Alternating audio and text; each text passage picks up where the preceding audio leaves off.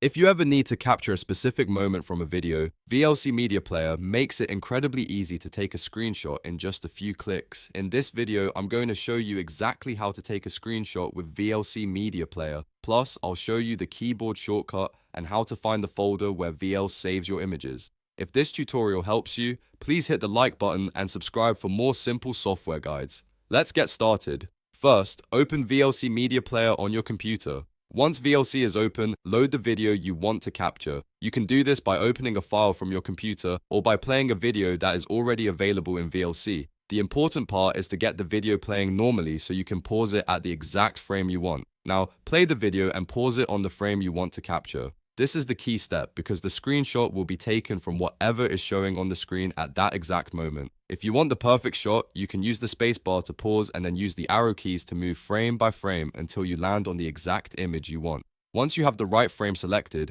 go to the top menu and click Video, then choose Take Snapshot. As soon as you click that option, VLC will automatically save the screenshot for you. You do not need to manually copy and paste anything. VLC handles the whole process in the background, which makes it fast and convenient. If you prefer using a shortcut, VLC also gives you a keyboard option. On Windows and Linux, the shortcut is Shift plus S. On Mac, use Command plus Option plus S. This is especially useful if you take screenshots often because it lets you capture the frame instantly without moving through the menus. After taking the snapshot, you may want to know where the image was saved.